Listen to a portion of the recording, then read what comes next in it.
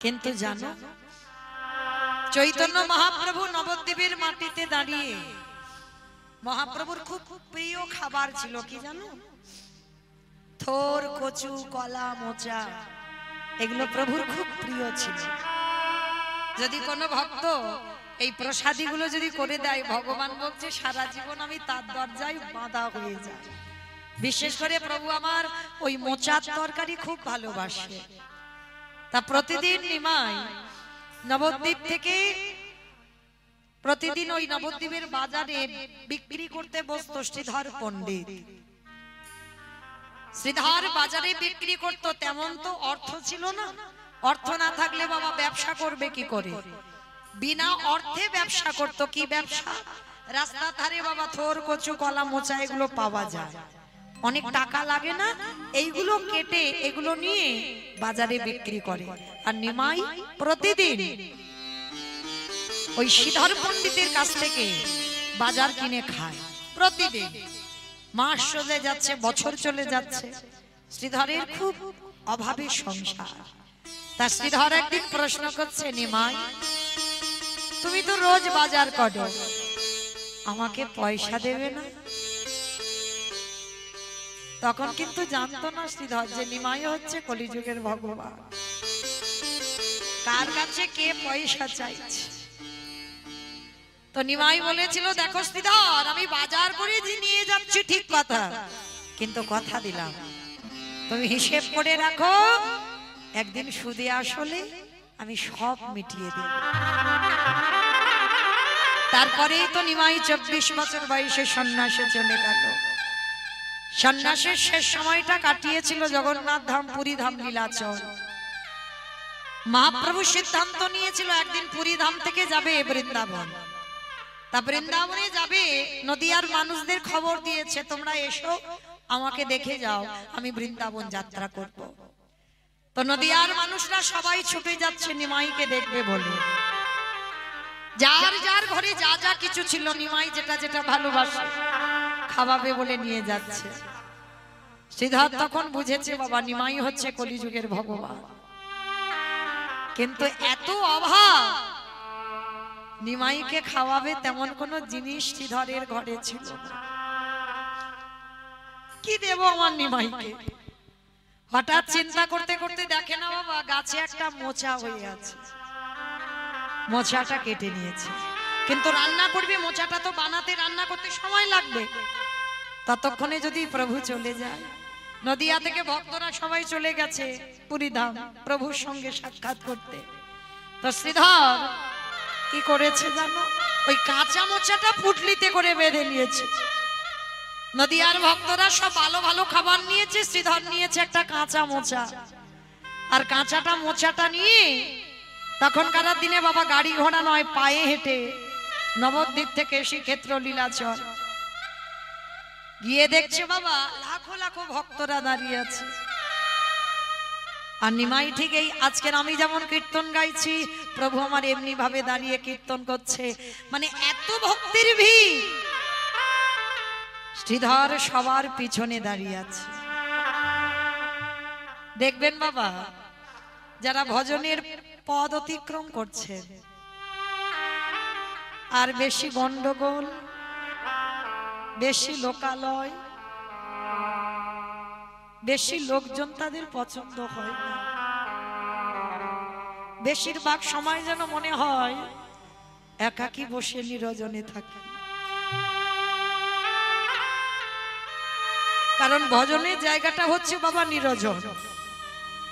আমরা লোকালয়েতে জপের মালাতে নাম করি ঠিক কথা, দেহ শুদ্ধ হয়, জিহ্বা শুদ্ধ হয়, কিন্তু আসল ঘরে নাম হয় না। আসল ঘরে নাম করতে গেলে জানালা দরজা বন্ধ করে নিরজনে কৃষ্ণের প্রতিচ্ছবিটাকে হৃদয়ে ধরে নিরজনে বসে আন ভাবনা না ভেবে গৌর চরণে মন দিয়ে নিতাই গৌর প্রেমান হরি বল, হরি বল, হরি বল। শ্রীধর দূরে দাঁড়িয়ে দাঁড়িয়ে কাঁদছে। আর দেখবেন বাবা যারা ভক্ত হয় তারা কোনোদিন কিছু চায় না। যেমন ছিল বাবা রেমুনার গোপীনাথ, যে গোপীনাথ মাধবেন্দ্রপুরীর জন্য বাবা ক্ষীর চুরি করেছিল। এই মাধবেন্দ্রপুরী কেমন বৈষ্ণব ছিল জানো? এখন জগতে একটা মিলবে কি তা সন্দেহ। মাধবেন্দ্রপুরী একটা গাছের তলায় বাবা একটা রাত কাটাতো, দ্বিতীয় রাত নয়। কেন বলেন তো? যদি গাছের প্রতি মায়া জন্মে যায়। রূপ সনাতন শ্রীজীব এরা সব একই ধরনের ভক্ত ছিল। বৃন্দাবনে যখন গেছিল না, একটা গাছের তলায় আজকে রাত কাটাবে, কালকের আর নয়, কালকের অন্য গাছ দেখবে। কেন? এই আজকের থেকেছিলাম এই গাছের তলায়, আবার যদি কালকে থেকে যাই, যদি গাছের প্রতি মায়া জন্মে যায়, এই মায়া যাতে না জন্মায়, এরা প্রতিদিন একটা একটা করে গাছের তলায়। তো সেই যে মাধবেন্দ্রপুরী গাছের তলায় বসেছিল রেমুনা, মলয় চন্দন আনতে এসেছিল না, বৃন্দাবনের গোপীনাথের গায়ে যে জ্বালা করছিল চন্দন লেপন করতে, হঠাৎ দেখে না সন্ধ্যাবেলায় দল বেঁধে ভক্তরা যাচ্ছে। মাধব প্রশ্ন করেছিল, হ্যাঁ গো তোমরা যাচ্ছ কোথায় ভাই? বলে সে কি তোমরা জানো না? আরে আমাদের এখানে গোপীনাথ আছে, গোপীনাথের ওই অমৃতকেলি প্রসাদ, মানে ক্ষীরের প্রসাদ প্রত্যেক দিন গোপীনাথের দেওয়া হয়, আর তার কত স্বাদ জানো? ওইটা পাওয়ার জন্য তো আমরা যাচ্ছি ছুটে। ভক্তের চরিত্র কেমন হওয়া উচিত দেখে।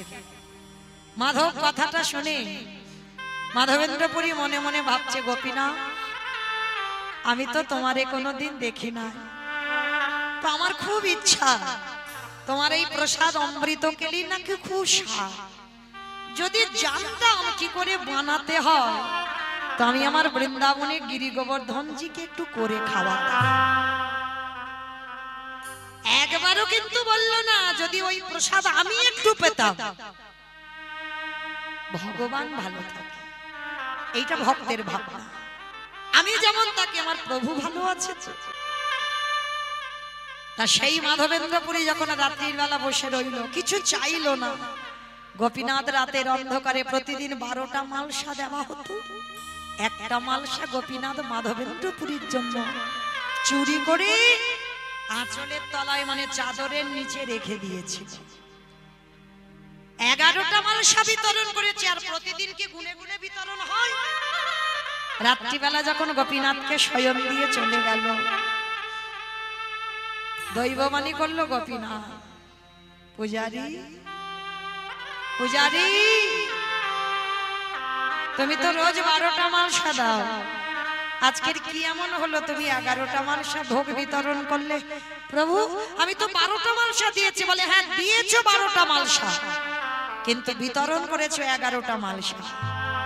প্রভু তাহলে আরেকটা মালসা কোথায়? যাও মন্দিরে গিয়ে দেখবে আমার চাদরের নিচে একটা মালসা আমি চুরি করেছি। প্রভু তুমি চুরি করেছো? কার জন্য? যাও ওই দূরে গিয়ে দেখবে গাছতলায় আমার এক কাঙাল ভক্ত বসে বসে খাচ্ছে। ও যে খিদেতে মরে গেলেও কোনদিন কারোর কাছে কিছু চাইবে না।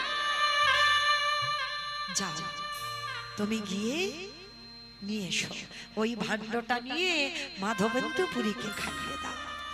পূজারী সকাল হতে না হতে ছুটল, কোথায় আছো মাধবেন্দ্রপুরী? যার লাগি গোপীনাথ ক্ষীর কইল চুরি।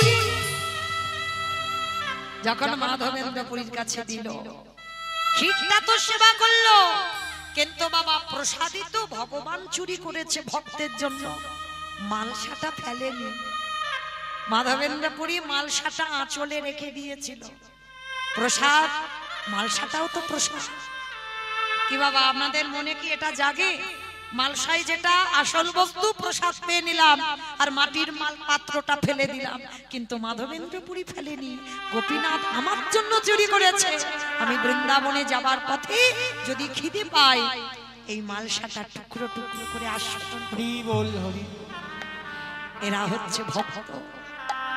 ভক্ত সবসময় নিরঞ্জন, ভক্ত সবসময় লোকালয়ে থাকে। আজকে নিরজনে দাঁড়িয়ে আছে শ্রীধর, আর ভক্তরা সবাই লাখ লাখ ভক্ত দাঁড়িয়ে আছে আর প্রভু হরি নাম করছে আর পিছনে শ্রীধর দাঁড়িয়ে দাঁড়িয়ে বলছে তোমার নামে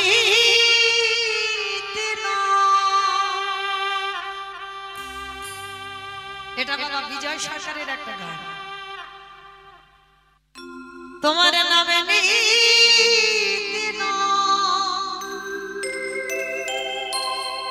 নয়ন ঝরে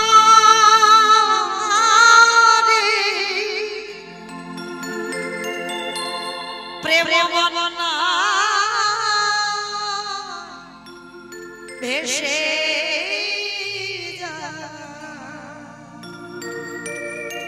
ভাষাগুলো লিখেছে দেখো কেমন বিজয় সরকার ভগবানের উদ্দেশ্যে জানাচ্ছে দয়াময় সারা জীবন আমি যতদিন বাঁচব আমি যেন চিরকাল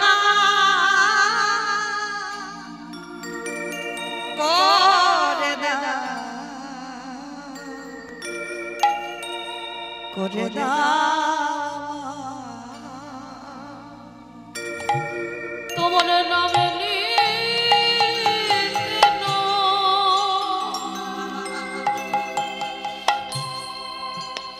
নয়ন ঝরে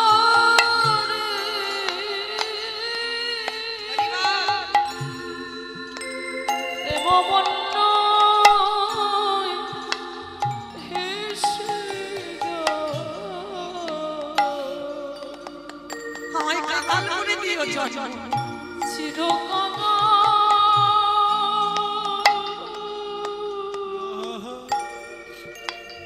করে দাও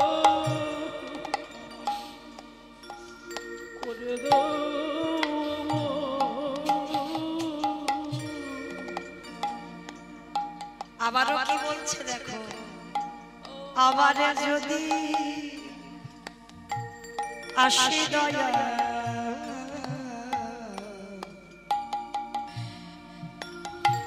এ ভব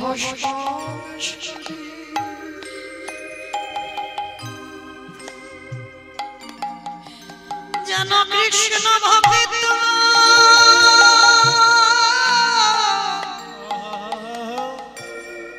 মায়ের গর্ভে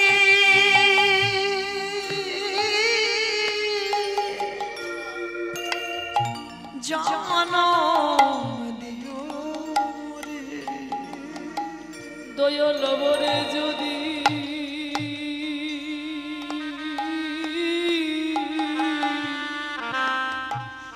আসে দয়া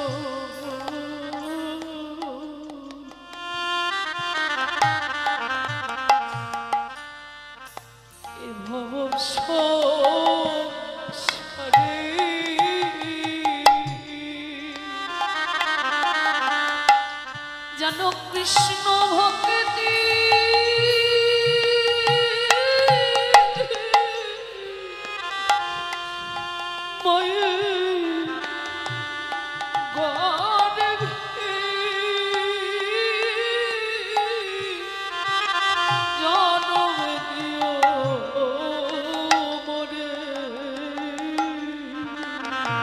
দয়াল মুছি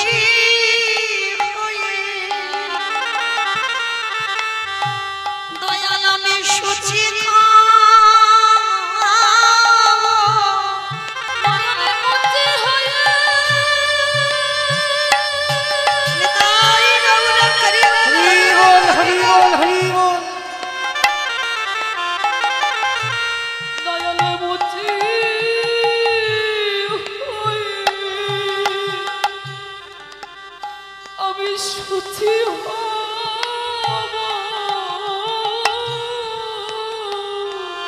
আমার মনে যদি রাগি চিরকাল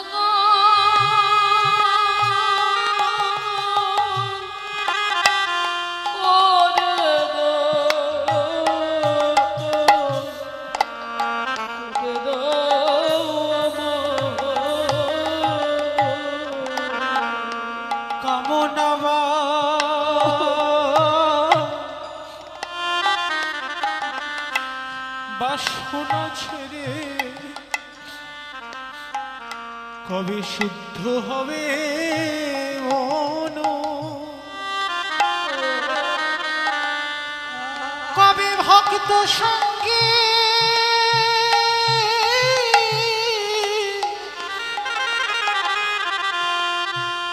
প্রেমে তরঙ্গে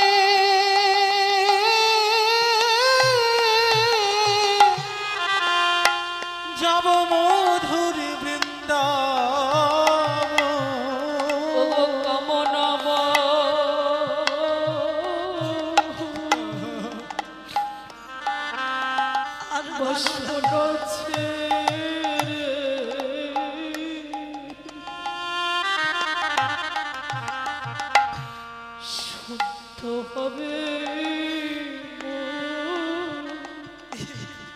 কবে ভক্ত সঙ্গে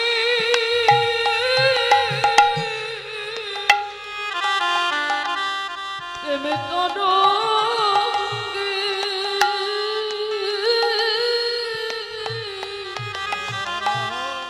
ভাসি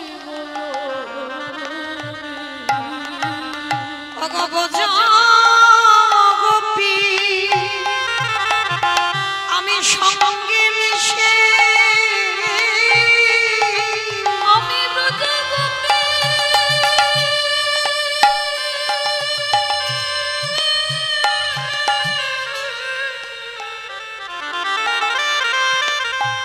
আমি ব্রজগোপী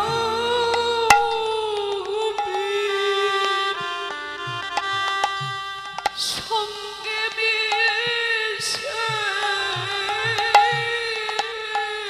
ওই ভক্ত পদ ধুলা মাগব চিরকাল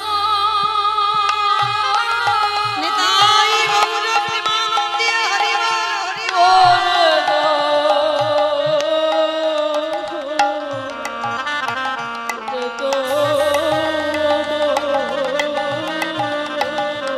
দয়ালি গুরু গো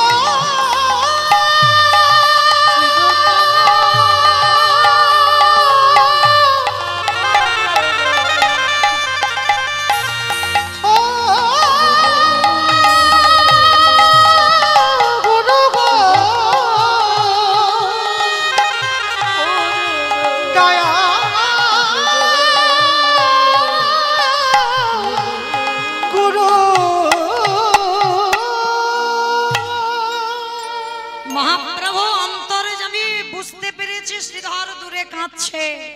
নিতাই চাঁদকে বলল, দাদা তুমি যাও, শ্রীধরকে খবর দাও যেন আমার কাছে আসে। নিতাই চাঁদ গিয়ে যেই না শ্রীধরকে খবর দিল, বাবা অত ভক্তির মধ্যে শ্রীধরকে গিয়ে নিতাই চাঁদ বলছে, শ্রীধর আমার ভাই তোমাকে ডেকেছে। প্রভু ডেকেছে আমার? তাড়াতাড়ি করে পুটলিটা নিয়ে বাবা একেবারে প্রভুর চরণে আছাড় খেয়ে পড়ল। হাত দুটো তুলে শ্রীধরকে বলছে, শ্রীধর আমার জন্য তো এরা কত ভালো ভালো খাবার এনেছে, ও শ্রীধর তুমি কি এনেছো? পুটলিটা লুকাচ্ছে। কিছু আনিনি তো প্রভু? আনিনি বললে হবে? আমি জানি তুমি কিছু লুকাচ্ছ। জোর করে প্রভু আমার পুটলিটা নিয়েছে, আর নিয়ে বাবা যেই না পুটলিটা খুলেছে দেখেন একটা কাঁচা মোচা। শ্রীধর আমি তো মোচা খেতে ভালোবাসি, আর আনলে তো আনলে রান্না করার সময় পাওনি। হে গৌর হরি, আমার এখানে যখন সংবাদ এলো তখন নদিয়া থেকে সবাই তোমার চরণে চলে এলো। আমারে মনে ভয় হলো, মোচা রান্না করতে গিয়ে যদি দেরি হয়ে যায়, আর যদি তোমার সঙ্গে সাক্ষাৎ না হয়, তাই গৌর হরি কাঁচা মোচা কেটে নিয়ে চলে এলাম। প্রভু জানি এ তো তোমার সেবার যোগ্য। তাই গৌর হরি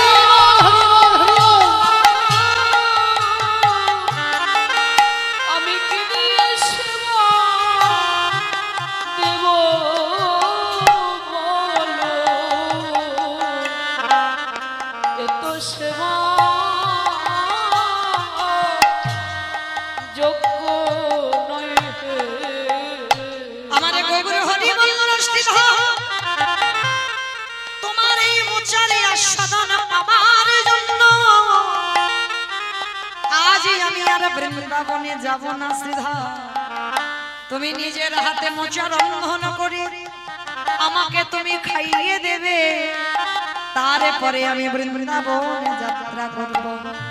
তাই করল শ্রীধর। আর সেবা দেবার পর মহাপ্রভু বললেন, শ্রীধর কত মাস কত বছর তোমার কাছে বাজার করে খেলা, এবারে বলো তুমি আমার কাছে কত টাকা পয়সা চাও। হিসেব করে রেখেছো তো আমি কত বছর তোমার কাছে ওই থোর কচু কলা মোচা লাউ নিয়ে নিয়ে খেয়েছি, বলো তোমার কত টাকা লাগবে, বছরে কত টাকা হয়েছে। শ্রীধর বলল, গৌ রেখে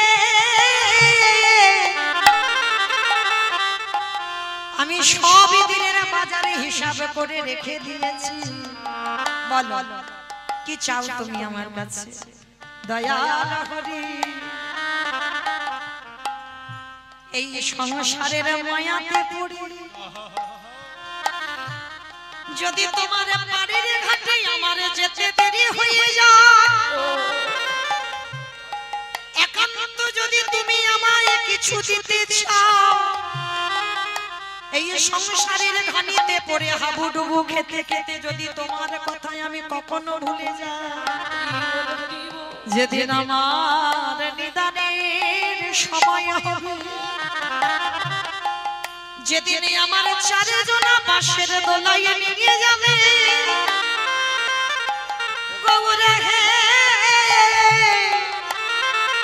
তুমি আমার সামনে এমনি করে দাঁড়ায় থেকো, যেদিন আমার দেহ থেকে প্রাণ পাখিটা চলে যাবে, এই গৌরে হে তুমি আমার হাতে ধরে গে নদী পার করে দিও।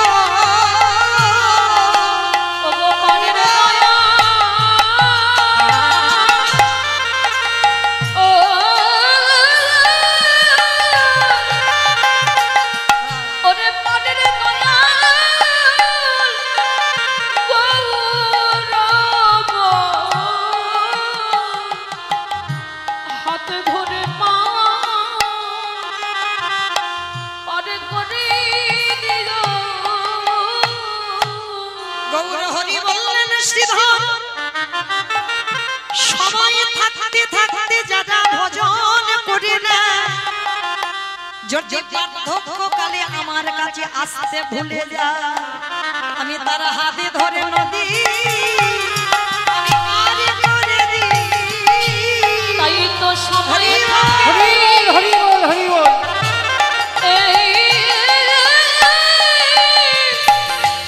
একেবারে বলে না হে আমি তার হাতে ধরে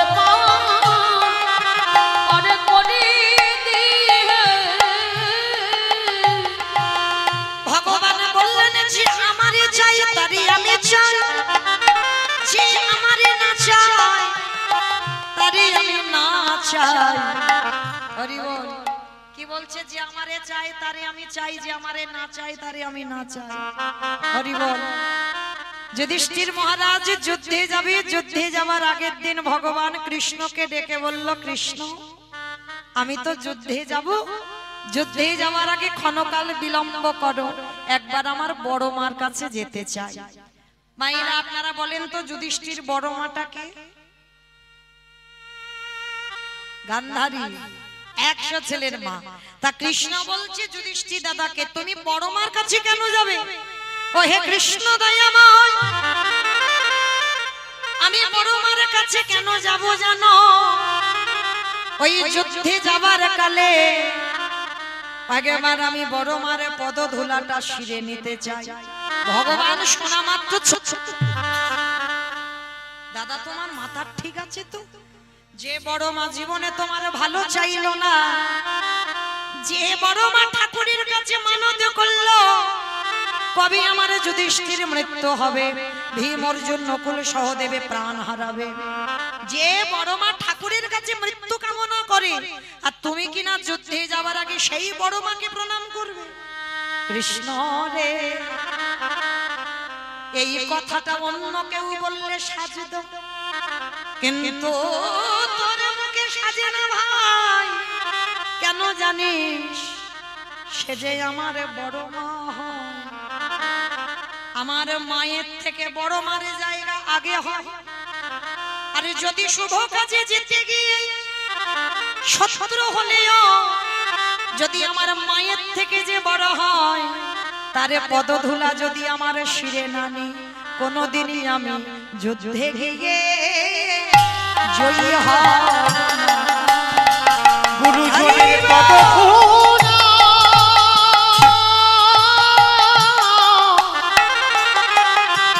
গুরুজনের পদধূলা আমার শিরে না নিলে আমি যুদ্ধে গিয়ে জয়ী হব না।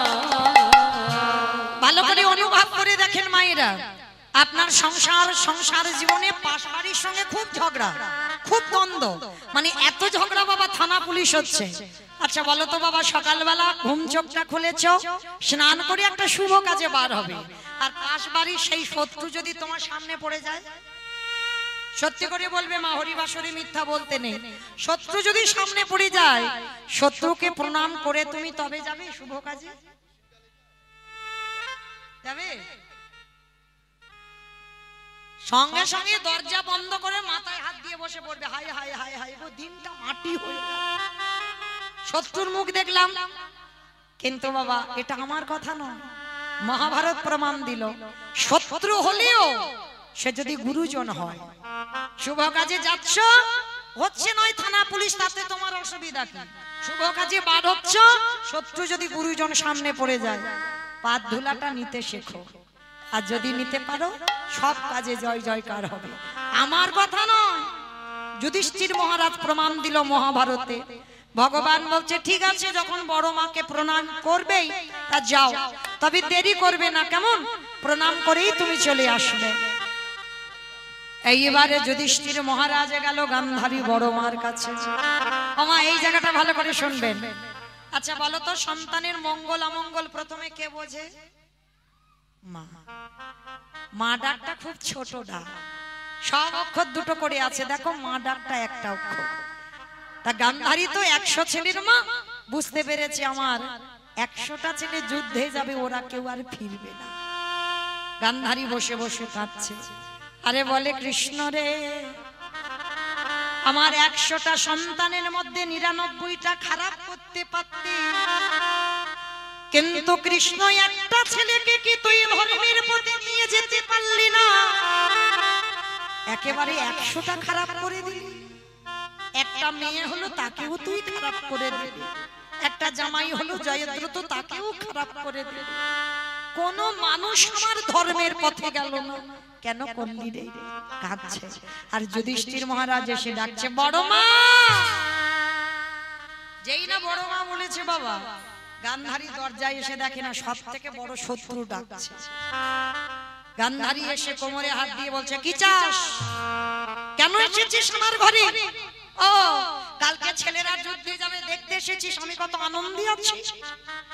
বলে না, ওই জন্য আসেনি বড় মা।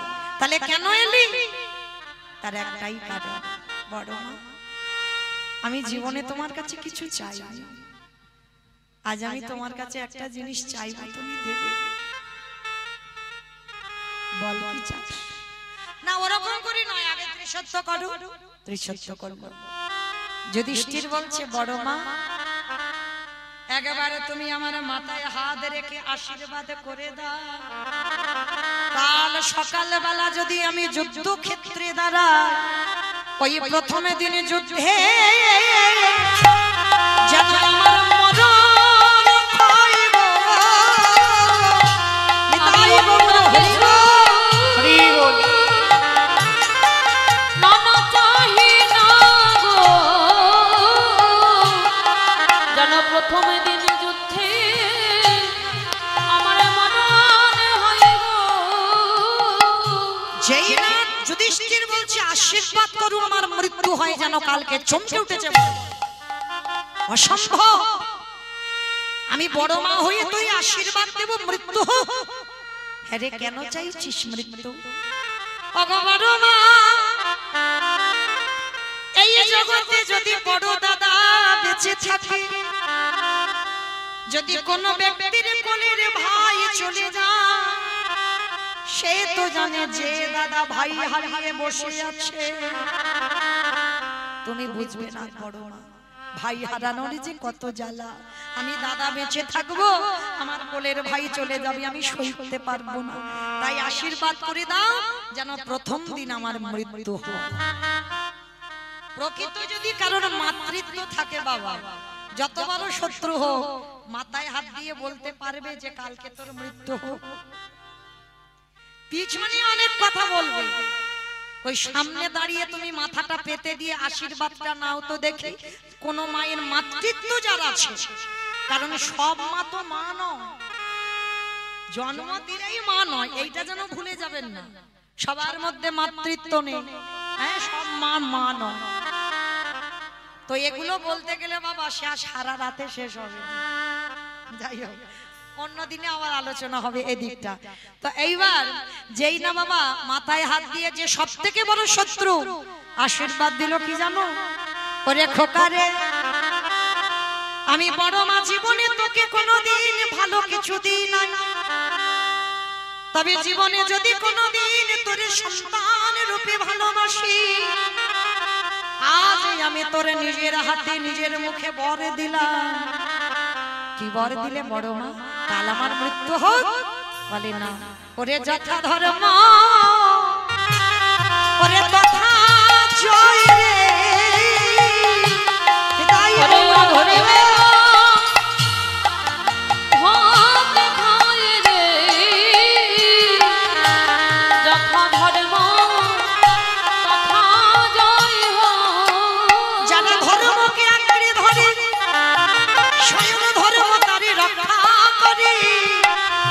আশীর্বাদ দিলাম যুধিষ্ঠির, তোরা জয়ী হয়ে ঘরে ফিরবি।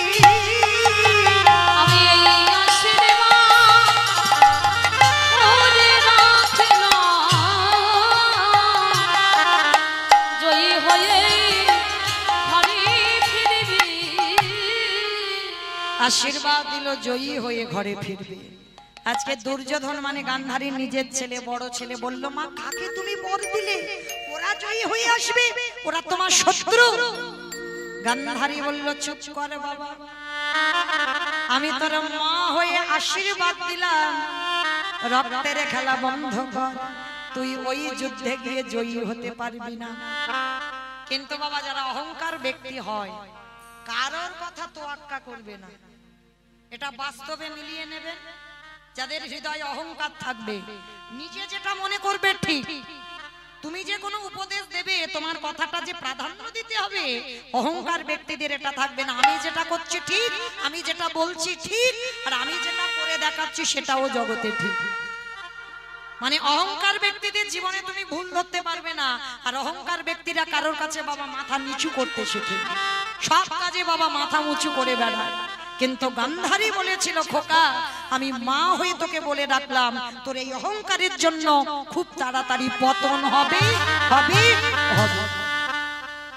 ভালো করে বিচার করে দেখেন, 100টা ছেলে যুদ্ধে যাবার কালে কেউ বাবা মাকে প্রণাম করে যায়, আর গান্ধারী যারা শত্রু পঞ্চ পাণ্ডব, কুন্তী মায়ের সন্তান, মাতৃর 2টো সন্তান, কুন্তী মায়ের 3টে সন্তান। মাতৃর সহমরণের পর কুন্তীর হলো 5টা ছেলে, আর সেই 5টা ছেলে যুদ্ধে যাওয়ার আগে বড় মা বড় জ্যাঠামশাইকে প্রণাম করে তারপরে গেল। তাহলে মহাভারত কি শিক্ষা দিল বাবা? আমার শিক্ষা নয়, যারা শুনেছেন, যারা পড়েছেন, যারা শুনলেন, যত বড় শত্রু হোক, কোন শুভ কাজে যাবার কালে যদি পড়ে যায় সামনে, প্রণাম করতে শেখো। আর গুরুজনদের পদধূলা যত তুমি নেবে, তুমি সকল কাজে জয়ী হবে। ওই গুরুজন হরি বল, হরি বল, হরি বল। পদধূলা দিলেই তুমি সকল কাজে জয়ী হবে। তাই তো চৈতন্য মহাপ্রভু আছে নদিয়ার মাটিতে দাঁড়িয়ে কি করছে জানো? কেহ বলে পুরবেতি রাম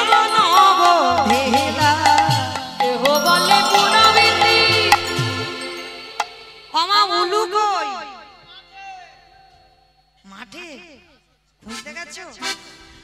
মাঠের উলুর কথা বলিনি, এখানে উলু আছে। উ শব্দে রাধা, লু শব্দে কৃষ্ণ। যে জিহ্বায় বেশি উলুর ধ্বনি দেবে কৃপা তাড়াতাড়ি হবে। ওই একটু উলুর ধ্বনি দাও। কেহ বলে পুরাণেতে রাবণ বধিরা, কেহ বলে পুনবেতে আমার গোড়ালি। গোড়া গোড়া গোড়া গোড়ালি।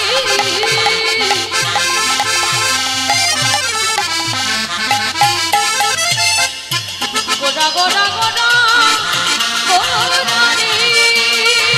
গোড়া গোড়ালি।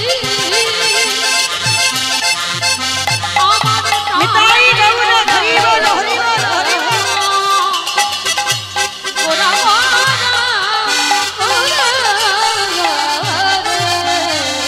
কেহ বাটে পুনাবেতে রাবণ বধিরা।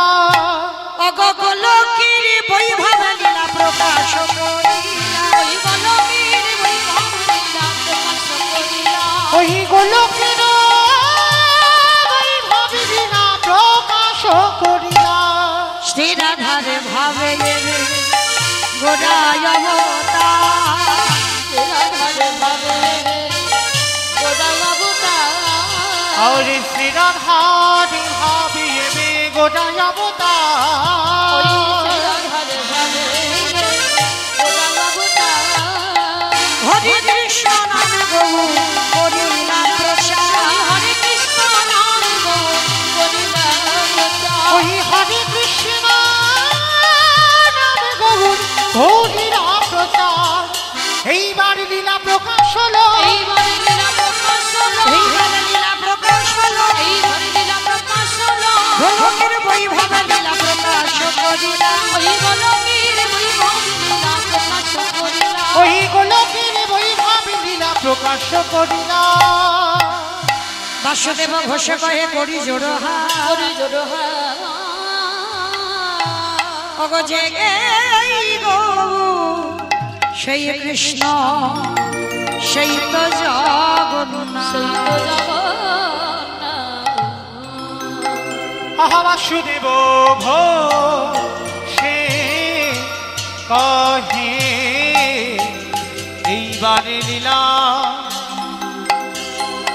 প্রকাশ হলো।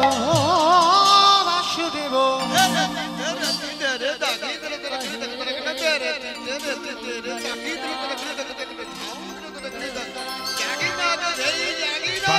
বাসুদেব ঘোষে কহে এইবার লীলা প্রকাশ হলো।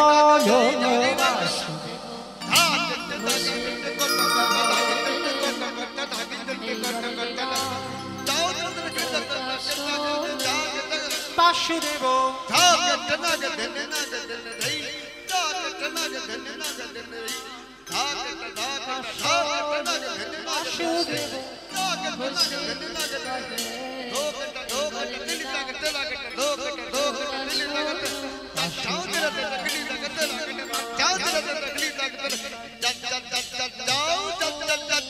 বাসুদেব ঘোষে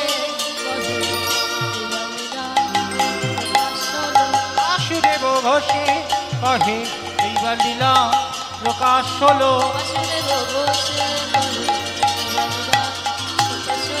বাসুদেব ঘোষে কহে এইবার লীলা প্রকাশ লরে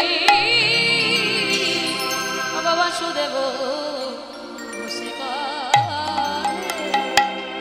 শ্রীকৃষ্ণে যতে